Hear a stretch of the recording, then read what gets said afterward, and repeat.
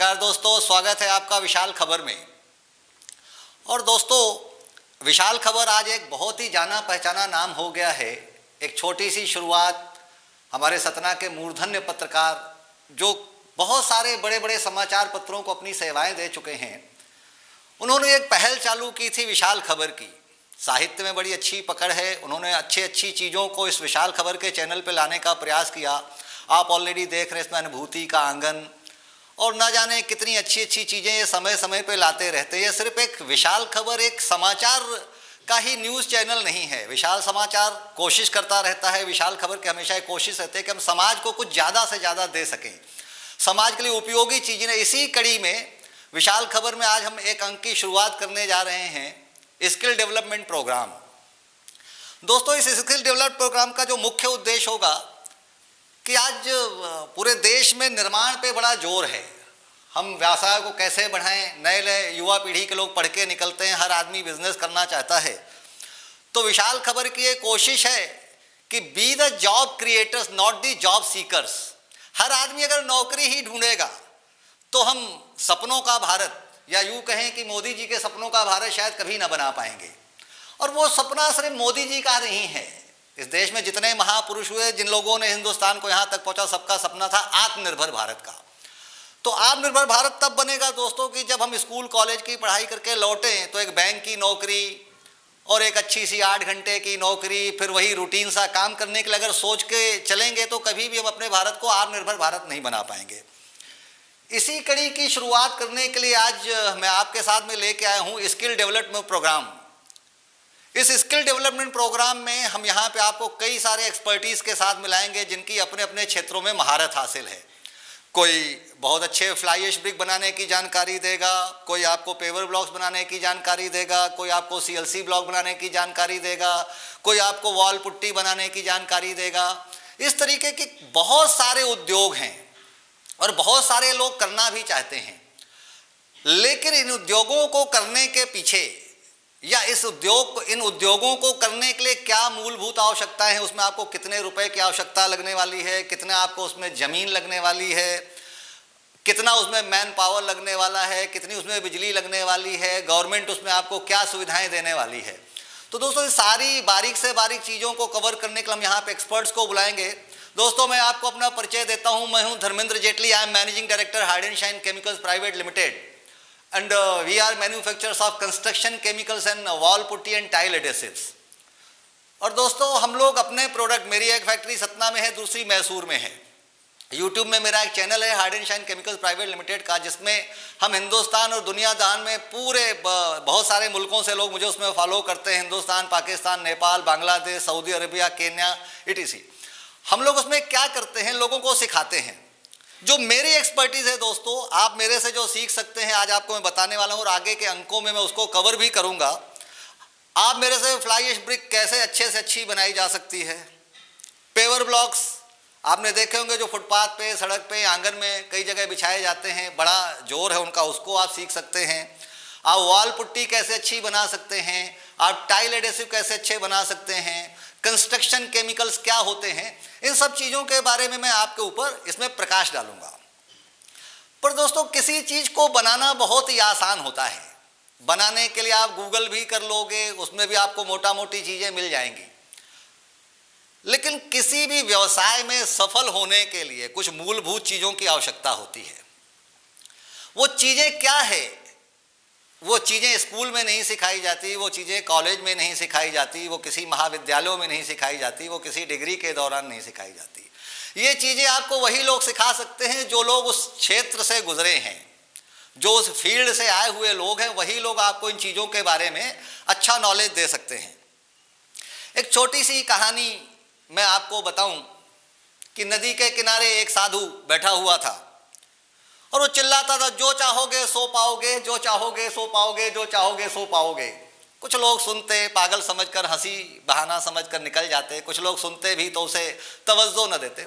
एक आदमी ने भी बात सुनी और बात सुनते सुनते वो पहुंचा उस साधु के पास में। उसे जिज्ञासा हुई, काम की तलाश में था वो बंदा।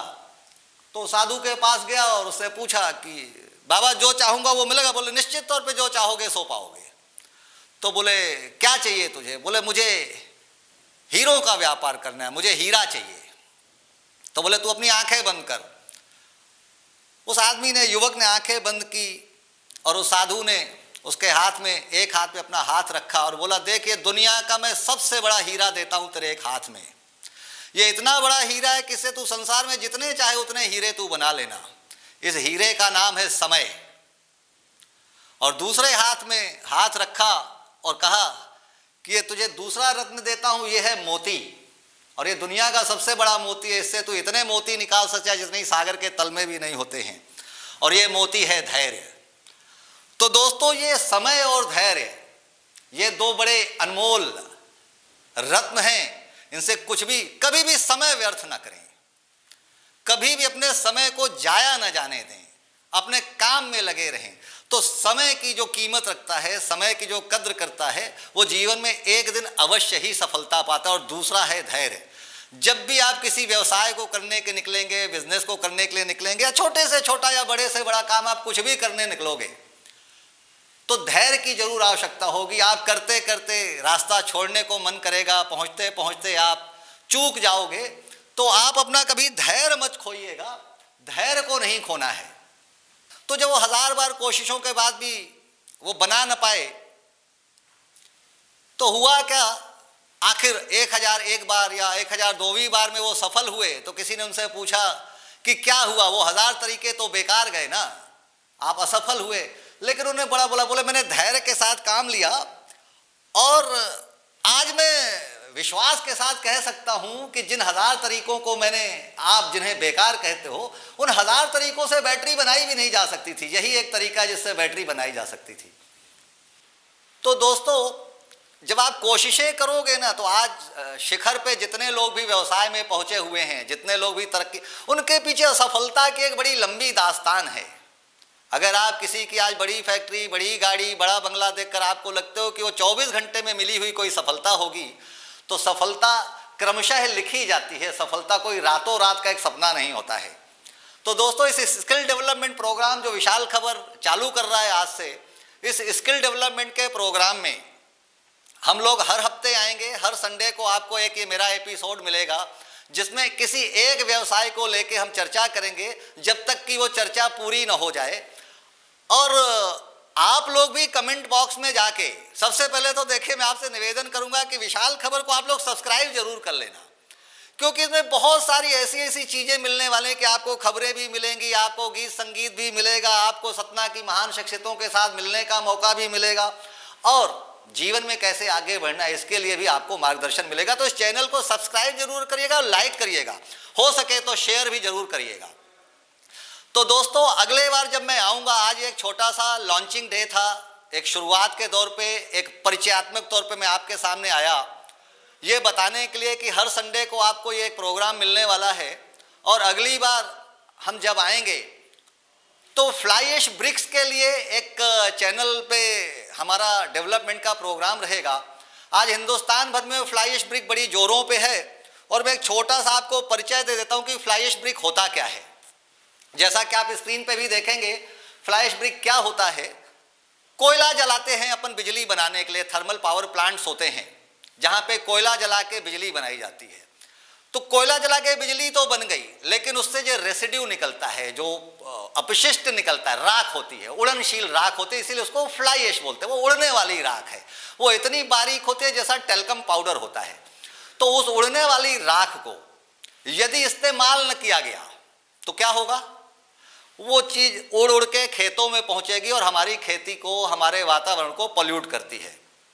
अब चूंकि वैज्ञानिक शोधों से पता चला कि जो फ्लाई ऐश है उसमें ऐसी बहुत सारी प्रॉपर्टीज हैं जिसे सीमेंटिशियस प्रॉपर्टी कहते हैं, जिस एक अच्छा कंस्ट्रक्शन मटेरियल है, अच्छा बिल्डिंग मटेरियल है।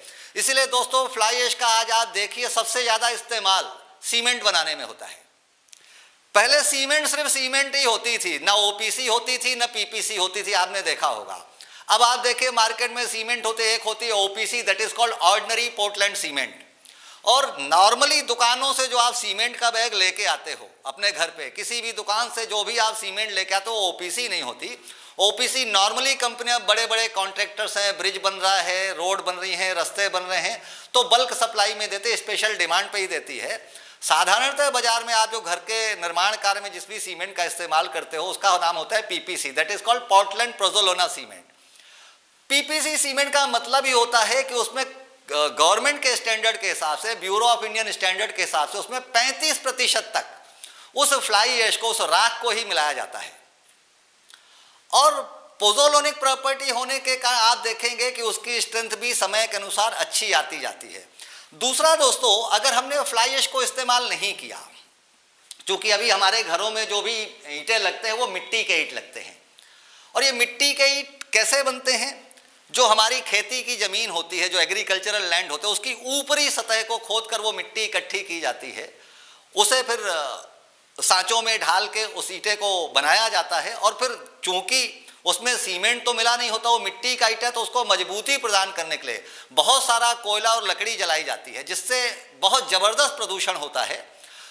तो पहला तो देखिए, मिट्टी के ईंटे का नुकसान ये है कि अगर जो मिट्टी हम सतह की, खेती की ऊपरी सतह, जो फर्टाइल लैंड होते हैं, किसी भी जमीन की जो उपजाऊ सतह होती है, वो जमीन के ऊपर 2-3 फीट तक ही होती है, उसके नीचे की मिट्टी में खेती योग्य नहीं होती। तो अगर सारी मिट्टी खोद खोद कर ईंटें बना लेंगे तो भविष्य में हम खाएंगे क्या? दूसरा, ये जो इतना सारा प्रदूषण होता है, इस प्रदूषण को भी तो रोकना ही पड़ेगा। तो सरकार ने बहुत सारी सुविधाएं दे रखी हैं। जो लोग इस उद्योग धंधे में जाते हैं, फ्लाई ऐश ब्रिक बनाने के कारखाने के लिए अग्रसर होते हैं, तो गवर्नमेंट उनको बहुत सारी सब्सिडीज देती है, प्लांट एंड मशीनरी में, बैंक के फाइनेंस के थ्रू उनको लोन मिलता है। और अब तो पावर प्लांट, गवर्नमेंट का नोटिफिकेशन है कि जहाँ भी बिजली बनाई जाती है कोयले को जला के, तो 300 किलोमीटर के रेडियस के अंदर में फ्लाई ऐश ब्रिक लगाना अनिवार्य है। अगर नहीं लगाते हैं तो गवर्नमेंट ने उसमें कुछ पेनल्टी भी इम्पोज करके रखे कि अगर कोई इस रेडियस के अंदर घर बनाता है, तो अगर वो फ्लाई ऐश ब्रिक का इस्तेमाल नहीं करता है तो उसको कुछ गवर्नमेंट की तरफ से पेनल्टी भी लगती है। दूसरा, पावर प्लांट भी उस राख को आपके प्लांट तक पहुंचाने में बहुत सारा छूट दे रहे हैं कि कुछ जगहों पे तो बिल्कुल ट्रांसपोर्टेशन भी फ्री करके रखा गया है। तो दोस्तों, इस धंधे के नटशल में मैंने आपको कैसे इसको करना है, इसमें कितनी मशीन की लागत लगती है, कितना रुपया लगता है, कितना ईंटा बनाया जा सकता है और कैसे अच्छा ईंटा बनाया जा सकता है, इस बारे में मैं आपको अगले एपिसोड में जरूर बताऊंगा। तो मैं उम्मीद करता हूं कि अगले संडे को जब आपके सामने मैं आऊँगा तो आप मेरे साथ जरूर आइएगा, और कमेंट बॉक्स में आप लिखिए कि कितने लोग आ रहे हैं विशाल खबर के इस स्किल डेवलपमेंट प्रोग्राम को अटेंड करने के लिए। और ये जरूर बताएगा कि आपको ये विशाल खबर का स्किल डेवलपमेंट का प्रोग्राम की ये शुरुआत कैसी लगी। धन्यवाद, नमस्कार, शुक्रिया।